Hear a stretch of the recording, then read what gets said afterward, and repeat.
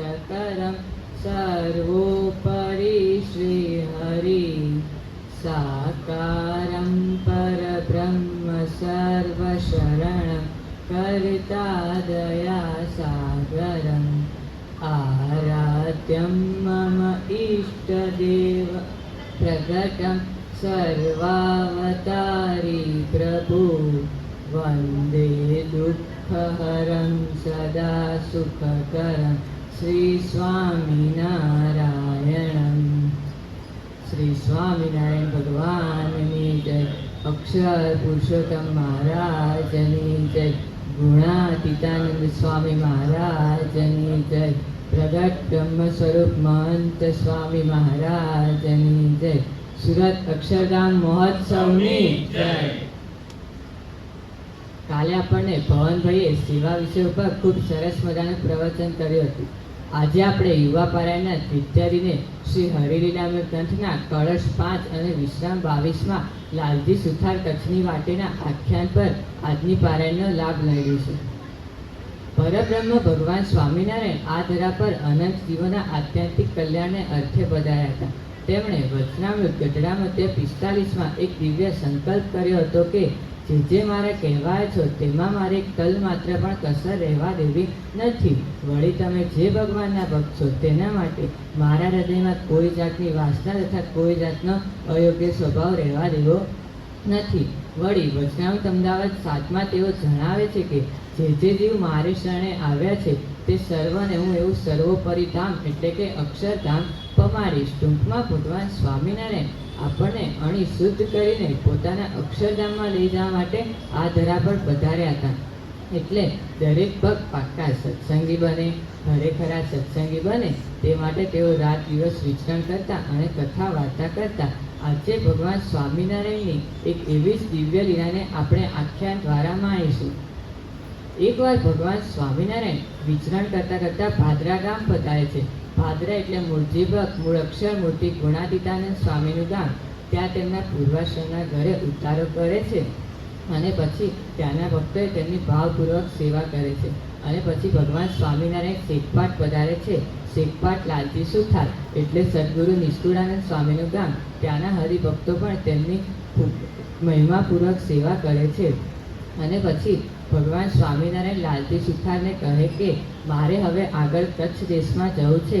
ત્યારે લાલજી સુથાર કહે છે કે હું તમારી સાથે જ આવું છું અને પછી લાલજી સુથાર કચ્છ દેશ જવાની તૈયારી કરે છે। સાથે લેવા પાછું ભલું કીધું, એક બતક પરી જળ લીધું, સાથે કોરી લીધી 10-12, ખાલી જોડામાં ગુપ્ત પ્રકાર। ચાલ્યા લાલજીને ઘનશ્યામ, જઈ રાત રહ્યા ભીલા ગામ। ચાલ્યા વળતે દિવસ સુખકારી, મળ્યો વાટમાં ભૂખ્યો ભિખારી। અતિ કગરીને માંગ્યું અન્ન, દયા આવી દયાળુને મન। હતું ભાતું તે તેને અપાવ્યું, લવલેશન શેષ રખાવ્યું। ભગવાન સ્વામિનારાયણની પ્રકૃતિ દયાળુ હતી એટલે જ પ્રેમાનંદ સ્વામીએ ચેષ્ટાના પદોમાં નોંધ કરી છે ને, અતિ દયાળુ રે સ્વભાવ છે સ્વામીનો, પર દુઃખ હારી રે વારી ભવનામીનો, કોઈને દુખ્યો રે દેખી ન ખમાય દયા આણી રે। અતિ આકડા થાય અંધન વસ્ત્ર રે, દેખી ન લજવાળે। વળી આપણે વૈદિક સાધન સંસ્કૃતિમાં આપણને નાનપણથી શીખવાડવામાં આવે છે કે માતૃદેવો ભવ, માતાને દેવ સમાન માનો। પિતૃદેવો ભવ, પિતાને દેવ સમાન માનો। અતિથિ દેવો ભવ, અતિથિને દેવ સમાન માનો। આચાર્ય દેવો ભવ, આચાર્યને દેવ સમાન માનો। એટલે આપણે અતિથિને તેની દેવ સમાન માની તેની સેવા કરવાની હોય છે। પરમ પૂજ્ય પ્રમુખ સ્વામી મહારાજની પણ આવી જ દયાળુ પ્રકૃતિ હતી। આપણે એક પ્રમુખ સ્વામી મહારાજનો પ્રસંગ જોઈએ। 1982માં અમદાવાદમાં એકવાર પ્રમુખ સ્વામી મહારાજ એક હરિભક્તને ત્યાં પધરામણી કરીને બીજા હરિભક્તને ત્યાં VS હોસ્પિટલમાં ખબર કાઢવા જવાનું હતું। પ્રમુખ સ્વામી મહારાજ કારમાં બેઠા અને VS હોસ્પિટલની નીચે પધાર્યા। ત્યાં એક પ્રમુખ સ્વામી કારની બાજુમાં એક લગર વગર લુગડા અને લાચાર મોઢું લઈને એક ભિખારી આવી ચડ્યો અને બોલ્યો, 2 दिन से ભૂખા હું, ખાને કા દે દો. આ સાંભળી પ્રમુખ સ્વામી મહારાજે પાછળ બેઠેલા સંતને પૂછ્યું, પ્રસાદ છે? મંદિરેથી તાત્કાલિક નીકળવાનું હોવાથી ગાડીમાં પ્રસાદ ન હતો. તે સંતે ના પાડી દીધી. ત્યાં જ પ્રમુખ સ્વામી મહારાજની નજર બાજુમાં પડેલા પધરામણીના પ્રસાદીના પડીકા પર ગઈ. પ્રમુખ સ્વામી મહારાજે તે આખું જ પડીકું લઈને તે ભિખારીના હાથમાં પધરાવી દીધું. તે ભિખારીનું હૈયું ઉપડાઈ ગયું અને તેને પહેલી વાર આવું દાન અને આવા દાતા મળ્યા હશે. એટલે જ કહેવાય છે ને કે કોઈના ભાણાનું પડાવી લેવું તે વિકૃતિ, એકલા ખાવું તે પ્રકૃતિ, વેચીને ખાવું તે સંસ્કૃતિ અને પોતાનું બધું જ આપી દેવું તે પરાકૃતિ. ભગવાનનો આવો દયાળુ સ્વભાવ હોય છે અને પછી તેઓ આગળ ચાલતા થાય છે. ત્યાંથી આગળ ચાલ્યા જ્યારે મળ્યા લોક લૂંટારા તો ત્યારે સારા સાધુ જાણ્યા ઘનશ્યામ માટે લીધું ન તેમનું નામ. લાલજી તણા વસ્ત્ર તપાસ્યા તે તો માલ વગરના ભાસ્યા. તજી તેહને ચાલ્યા જ્યારે મહારાજે તેને કહ્યું ત્યારે નથી લૂંટતા તમને આવડતું, છતું નાણું છે તે નથી જડતું. તેના જોડા તણો જુઓ પાર, તેમાં કોરીઓ છે 10-12. પછી ચોરે તપાસી મોજડ્યો, ત્યાં તો કોરીઓ તેમાંથી જડ્યો. તે તો લૂંટનારા લઈ ગયા, ભક્ત લાલચી નિર્ધન થયા.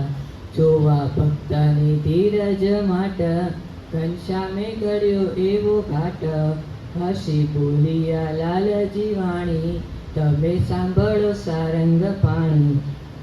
જેમ સારા ગુરુ પોતાના શિષ્યને આદર્શ બનાવવા માટે વારે વારે કસોટી કરતા હોય છે, તેમ અહીં ભગવાન સ્વામિનારાયણ પણ લાલજી સુથારને એકાંતિક ભક્ત બનાવવા માટે તેની કસોટી કરે છે.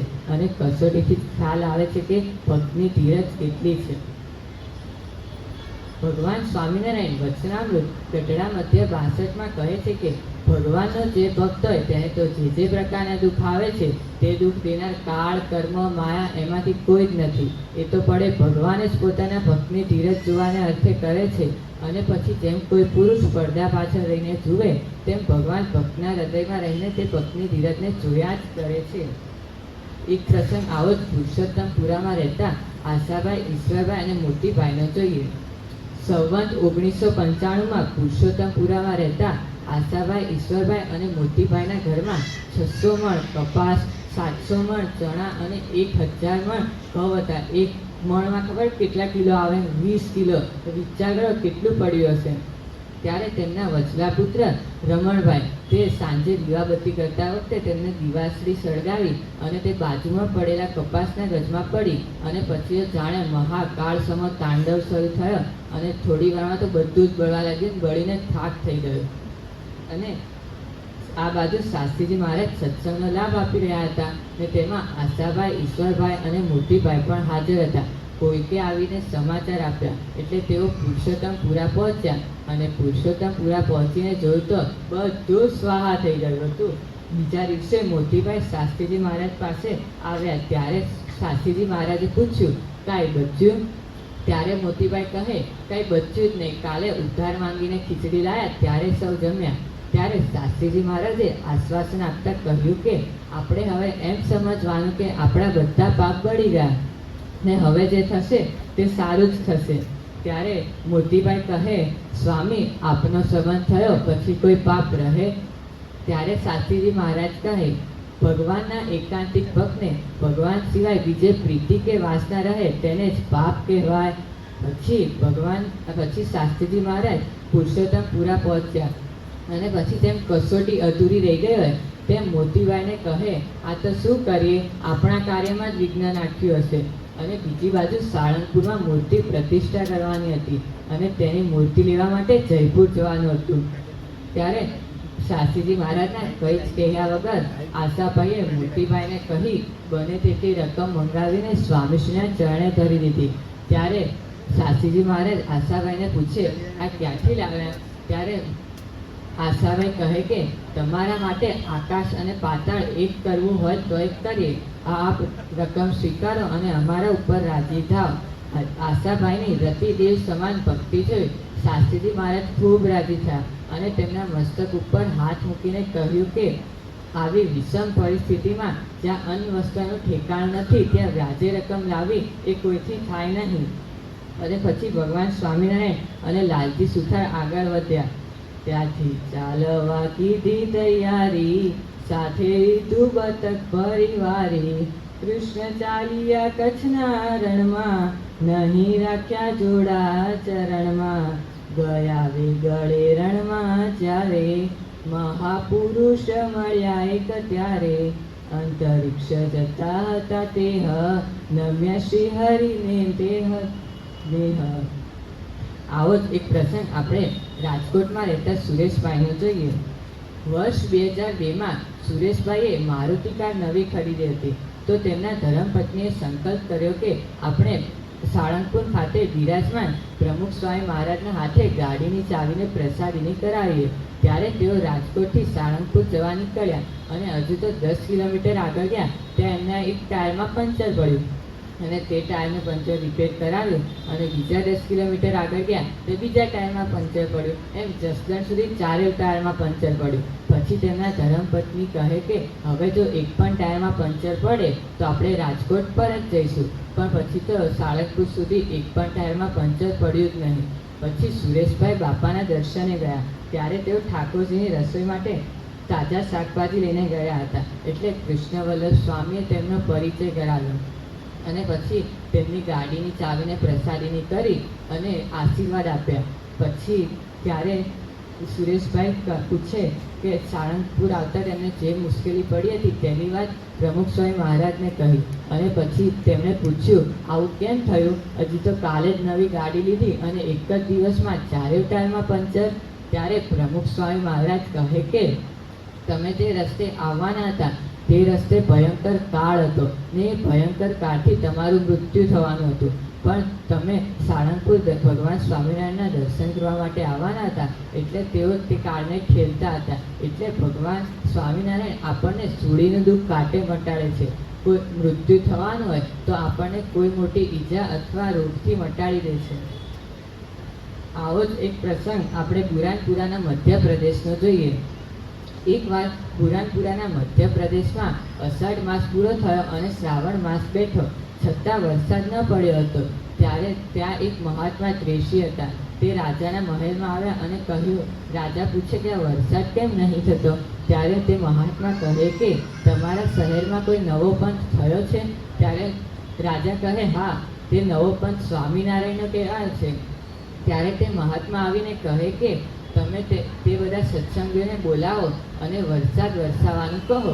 જો વરસાદ ન વરસાવે તો તેમની કંઠી તોડી નાખવાની. ત્યારે પછી રાજાએ બધા સત્સંગીઓને તેમના મહેલમાં બોલાયા અને કહ્યું કે તમે તમારા ભગવાન સ્વામિનારાયણને વરસાદ વરસાવવાનું કહો. જો તેઓ વરસાદ ન વરસાવે તો અમે તમારી કંઠી તોડી નાખીશું. પછી તે બધા સત્સંગી કહે કે કંઠી તો અમારે શિર સાથે જ છે અને વરસાદ વરસાવો એ કાંઈ અમારા હાથમાં નથી, એ તો ભગવાનના હાથમાં છે. અને પછી રાજાએ તે બધાને ઓરડામાં પૂરી તાળા માર્યા અને તેઓ બધા પ્રાર્થના કરવા લાગ્યા. ત્યારે ભગવાન સ્વામિનારાયણને અંતર્યામીપણે જણાવ્યું. ત્યારે ભગવાન સ્વામિનારાયણે પત્ર લખ્યો હતો. તેમાં લખ્યું હતું કે આજથી 3 દિવસે વરસાદ થશે અને 8 દિવસની હેલી થશે. પછી ગોવિંદરામ પાસે તે પત્રને મોકલાવ્યો અને તેમને કહ્યું કે તમે ક્યાંય રોકાશો નથી. પછી ગોવિંદરામ દંડવટ કરીને નીકળ્યા અને તેઓ મધરાત્રે હેલા નદીના કાંઠે મહાદેવના ડેરામાં સૂતા. અને પછી સવારે 4 વાગે તેઓ હેલા નદીમાં નાહવા માટે પડ્યા તો સીધા તાપી નદીમાં બહાર નીકળ્યા. ત્યારે તાપી નદીની બહાર આવ્યા ત્યારે તેમને પૂછ્યું આ કયો દેશ છે? ત્યારે તે મધ્યપ્રદેશનું બુરાનપુરા ગામ હતું. પછી તેઓ તે રાજાએ જે સત્સંગીઓને કેદ કર્યા હતા ત્યાં ગયા. ત્યારે તેમને કોઈ જ સિપાહી રોક્યા નહીં. પછી ગોવિંદરામે તે પત્ર તે બધા સત્સંગીઓને આપ્યો અને સત્સંગી કહે કે તમે અહીં રોકાજો. ત્યારે ગોવિંદરામ કહે કે હું નાઈને આવું. ત્યારે તે તાપી નદીમાં ગયા અને સીધા ઘેલા નદીના કાંઠે નીકળ્યા. અને આ બાજુ હરિભક્તોએ પણ રાજાને કહેરાવ્યું કે ભગવાન સ્વામિનારાયણનો પત્ર આવ્યો છે, 3 દિવસે વરસાદ થશે. રાજા કહે, વરસાદ વરસે તો તમને છૂટા કરીશું. અને પછી પહેલો દિવસ ગયો, વરસાદ ના આવ્યો. બીજો દિવસ ગયો, વરસાદ ના આવ્યો. ત્રીજો દિવસ થયો અને વરસાદ આવ્યો. ત્યારે બધાને કેદમાંથી છોડ્યા. અને રાજા કહે, તમારા ભગવાન સ્વામિનારાયણ ખરા હો. પછી તો તાપી નદીમાં પૂર આવ્યું અને ઓલા મહાત્મા ત્રેસની કુટીર તાપી નદીના કિનારે હતી અને તે પણ તણાઈ ગઈ. પછી પુરાણપુરાના ભક્તોને દ્રઢપણે મનાયું કે આ વરસાદ ભગવાન સ્વામિનારાયણે જ અમારા માટે વરસાવ્યો હશે. અને આ બાજુ લાલજી સુથારને પણ રણમાં મીઠું પાણી ભગવાન સ્વામિનારાયણે મહારાજ માટે વરસાવ્યો હશે. અને પછી લાલજી સુથાર અને ભગવાન સ્વામિનારાયણ આગળ વધે છે. મારો નિશ્ચય મનમાં પેસે, એની આસ્થા નવ બીજે પેસે. ભૂત પ્રેતનો ભય નવ આણે, જાદુ મંત્ર સાચા નવ જાણે. મારી મૂર્તિમાં મન અનુરાગે, તેને નજર કે છૂટ ન લાગે. મારી કાળ કર્મ કે માયા કદાપી, મારા જનને ન શકે સતાપી. મારા હાથમાં છે બધી બાજી, એમ જાણી રહે જન રાજી. એવી વાત બહુવિધી કીધી, લાલજીએ દિલે ડરી દીધી. માણસ માત્રને કોઈક ને કોઈક ભય જરૂર સતાવતો હોય છે. એટલે કોઈકને વંદા કે ગરોડીનો ડર, કોકને કૂતરા કે વાંદરાનો ભય, અને કોકને પાણીમાં તરવાનો એટલે કે સ્વિમિંગ પુલ અથવા તળાવમાં નાહવાનો ડર. પણ સૌથી મોટો તો ભય છે તે છે મૃત્યુનો. અને ભગવાન સ્વામિનારાયણ કહે છે કે જેને ભગવાનનો દ્રઢ નિશ્ચય અને આશરો હોય તેને કોઈ પણ પ્રકારનો ભય લાગે નહીં, અને કાળ કર્મ કે માયા ભક્તનું કાંઈ જ બગાડી શકે નહીં. આવો જ એક પ્રસંગ આપણે જોઈએ સાળંગપુરનો, જુનાગઢનો. એકવાર જુનાગઢના નવાબે તેમને મંદિર કરવા માટે જમીન આપી હતી. તે જમીનમાં ગુણાત્યાન સ્વામી મંદિર ઊભું કરવાના હતા.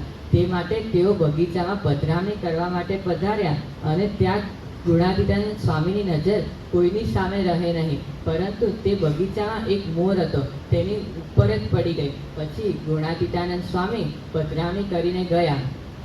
અને પછી એક પારઘી બગીચામાં આવ્યો અને તેને મોર ઉપર બંદૂકથી ભડાકો કર્યો. પણ તે મોરને કંઈ જ થયું નથી. બીજા 2-3 ભડાકા કર્યા, પણ તો પણ મોર આમ તેમ ખસી જાય.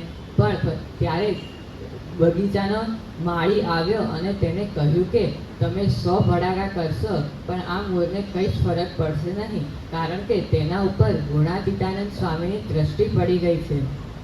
તેમ આપણા પર ભગવાન સ્વામિનારાયણ, પ્રમુખ સ્વામી મહારાજ અને મહંત સ્વામી મહારાજની પણ દ્રષ્ટિ પડી ગઈ છે.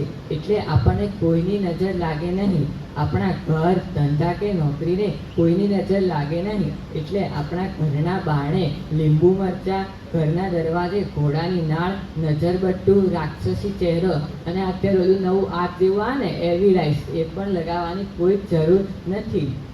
આવી નિર્જીવ વસ્તુઓના હાથમાં આપણી બાજી નથી. આપણી બાજી તો ભગવાન સ્વામિનારાયણના હાથમાં જ છે. તેઓ જેતલપુરના 5મા વચનામૃતમાં કહે છે કે જેઓ અમે મનમાં ઘાત કરીએ તેઓ જગતને વિશે પ્રવર્તે છે.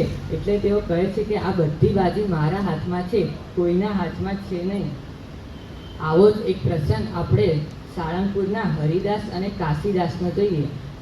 તેઓ કાશીદાસ ભગવાન સ્વામિનારાયણની સર્વોપરી નિષ્ઠા હતી. તેઓ જંત્ર મંત્રથી જરાય ડરતા નહીં. તે સમયે હરિદાસ નામનો બાવો 60 ગાડા સાથે તેની ફોજ લઈને ગામોગામ ફરતો અને ભગવાન સ્વામિનારાયણ પ્રત્યે દ્વેષ હતો. તેથી તે ગામોગામમાં ભગવાન સ્વામિનારાયણની નિંદા કરતો હતો. તે મેલી વિદ્યાના પ્રયોગો કરતો. તેના મનમાં ગર્વ હતો કે તે કાશીદાસ, તે વળી મારી સામે કોણ? તે બોચાસણ આવ્યો, તેને કાશીદાસ પર જંત્ર મંત્રનો પ્રયોગ કર્યો, પણ કાશીદાસને કંઈ જ ફરક પડે નહીં. પછી તેને છેલ્લે જીવલેણ મંત્રનો પ્રયોગ સાંધ્યો અને એક તેની સામે નાનકડી બાળકી પ્રગટ કરી. અને પછી તે બોલો શી આજ્ઞા છે?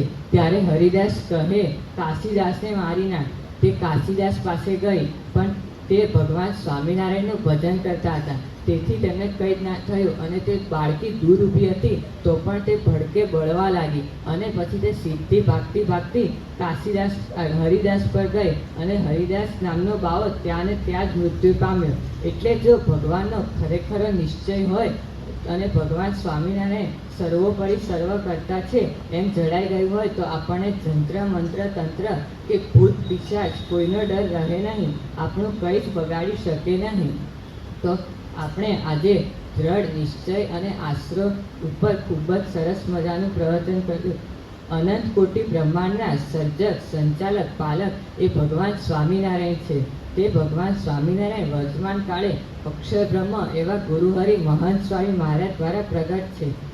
એટલે આપણે પરમ ભાગ્યશાળી છીએ કે આપણને ભગવાનનું સ્વરૂપ હાલતું ચાલતું આ પૃથ્વી પર પ્રત્યક્ષપણે મળ્યું છે અને આપણે આકાશમાં ઊંચે જોઈને કે હાથ ફેલાવવાની કોઈ જ જરૂર નથી. અને આપણે જોયું હશે કે દુનિયાના કેટલાક લોકો કોઈ સિદ્ધિ કે સફળતા મેળવે ત્યારે તેઓ આકાશ તરફ જોઈને મીટ માંડે છે અથવા તો કોઈ દુઃખ અથવા તકલીફ હોય ત્યારે પણ આકાશમાં દુઆ માંગે છે. પણ આપણને તો ભગવાન સ્વામિનારાયણ એટલે કે પ્રગટ બ્રહ્મ સ્વરૂપ મહંત સ્વામી મહારાજનું અત્યારે નયન ગોચર છે અને આપણે તેના દર્શન અને વાણીનો લાભ પણ લઈ શકીએ છીએ.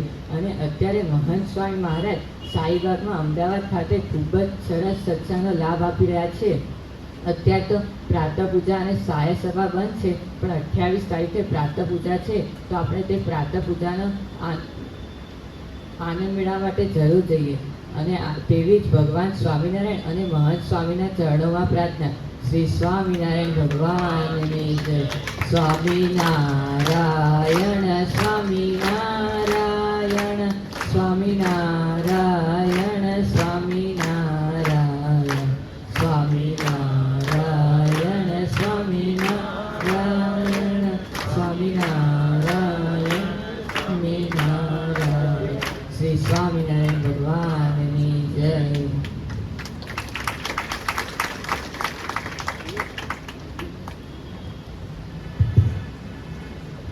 પારાયણના વક્તા શ્રી હેતભાઈનો આપણે ખૂબ ખૂબ આભાર માનીશું. આપણે જોયું કે જીવનમાં જ્યારે પણ